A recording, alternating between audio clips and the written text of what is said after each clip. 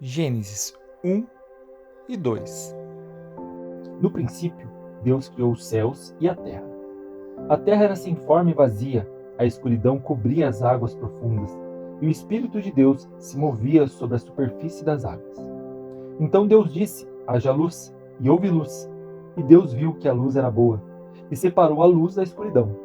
Deus chamou a luz de dia, e a escuridão de noite. A noite passou e veio a manhã, encerrando o primeiro dia. Então Deus disse: haja um espaço entre as águas, para separar as águas dos céus das águas da terra. E assim aconteceu. Deus criou um espaço para separar as águas da terra das águas dos céus. Deus chamou o espaço de céu. A noite passou e veio a manhã, encerrando o segundo dia. Então Deus disse: junte-se as águas que estão debaixo do céu num só lugar, para que apareça uma parte seca. E assim aconteceu. Deus chamou a parte seca de terra e as águas de mares. E Deus viu que isso era bom. Então Deus disse: produz a terra vegetação, toda espécie de plantas com sementes e árvores que dão frutos com sementes. As sementes produzirão plantas e árvores, cada uma conforme a sua espécie. E assim aconteceu. A terra produziu vegetação, toda espécie das plantas com sementes e árvores que dão frutos com sementes. As sementes produziram plantas e árvores, cada uma conforme a sua espécie. E Deus viu que isso era bom. A noite passou e veio a manhã, encerrando o terceiro dia.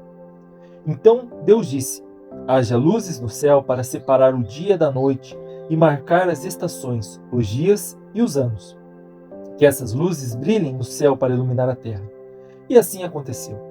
Deus criou duas grandes luzes, a maior para governar o dia e a menor para governar a noite. E criou também as estrelas. Deus colocou essas luzes no céu para iluminar a terra, para governar o dia e a noite, e para separar a luz da escuridão. E Deus viu que isso era bom. A noite passou e veio a manhã, encerrando o quarto dia. Então Deus disse: encham-se as águas de seres vivos e voem as aves no céu acima da terra. Assim Deus criou os grandes animais marinhos e todos os seres vivos que se movem em grande número pelas águas, bem como uma grande variedade de aves, cada um conforme a sua espécie. E Deus viu que isso era bom. Então Deus os abençoou. Sejam férteis e multipliquem-se. Que os seres encham os mares e as aves se multipliquem na terra. A noite passou e veio a manhã, encerrando o quinto dia. Então Deus disse: produz a terra grande variedade de animais, cada um conforme a sua espécie. Animais domésticos, animais que rastejam pelo chão e animais selvagens. E assim aconteceu. Deus criou grande variedade de animais selvagens, animais domésticos e animais que rastejam pelo chão, cada um conforme a sua espécie. E Deus viu que isso era bom. Então Deus disse: façamos o ser humano à nossa imagem. Ele será semelhante a nós. Dominará sobre os peixes do mar, sobre as aves do céu, sobre os animais domésticos, sobre todos os animais selvagens da terra e sobre os animais que rastejam pelo chão. Assim, Deus criou os seres humanos, a sua própria imagem. A imagem de Deus os criou, homem e mulher os criou. Então Deus os abençoou e disse: sejam férteis e multipliquem-se, encham e governem a terra, dominem sobre os peixes do mar, sobre as aves do céu e sobre todos os animais que rastejam pelo céu. Então Deus disse: vejam, eu lhes dou todas as plantas com sementes em toda a terra e todas as árvores frutíferas, para que lhes sirvam de alimento.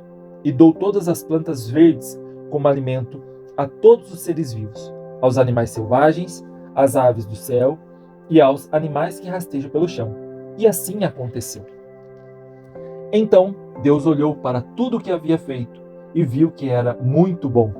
A noite passou e veio a manhã, encerrando o sexto dia. Deste modo, completou-se a criação dos céus e da terra e de tudo o que nele há. No sétimo dia, Deus havia terminado sua obra de criação e descansou de todo o seu trabalho. Deus abençoou o sétimo dia e o declarou santo, pois foi o dia em que ele descansou de toda a sua obra de criação. Esse é o relato da criação dos céus e da terra. Quando o Senhor Deus criou a terra e os céus, nenhuma planta silvestre nem grãos havia brotado na terra, pois o Senhor Deus ainda não tinha mandado chuva para regar a terra, e não havia quem a cultivasse. Mas do solo brotava água, que regava toda a terra. Então o Senhor Deus formou o homem do pó da terra, soprou o fôlego da vida em suas narinas, e o homem se tornou ser vivo. O Senhor Deus plantou um jardim no Éden, para os lados do leste, e ali colocou o homem que havia criado. O Senhor Deus fez brotar do solo árvores de todas as espécies, árvores lindas que produziam frutos deliciosos. No meio do jardim, colocou a árvore da vida e a árvore do conhecimento do bem e do mal. Da terra do Éden nascia um rio que regava o jardim e depois se dividia em 4 braços. O primeiro braço, chamado Pison, rodeava toda a terra de Havilá, onde existe ouro. O ouro dessa terra é de grande pureza. Lá também há resina aromática e pedra de ônix. O segundo braço, chamado Gion, rodeava toda a terra de Cuxi. O terceiro braço, chamado Tigre, corria para o leste da terra de Assíria. O quarto braço era chamado de Eufrates. O Senhor Deus colocou o homem no jardim do Éden para cultivá-lo e tomar conta dele. Mas o Senhor Deus lhe ordenou: coma à vontade dos frutos de todas as árvores do jardim, exceto da árvore do conhecimento do bem e do mal. Se você comer desse fruto, com certeza morrerá. O Senhor Deus disse: não é bom que o homem esteja sozinho. Farei alguém que o ajude e o complete. O Senhor Deus formou da terra todos os animais selvagens e todas as aves do céu. Trouxe-os ao homem para ver como os chamaria. E o homem escolheu um nome para cada um deles. Deu nome a todos os animais domésticos, a todas as aves do céu e a todos os animais selvagens. O homem, porém, continuava sem alguém que o ajudasse e o completasse.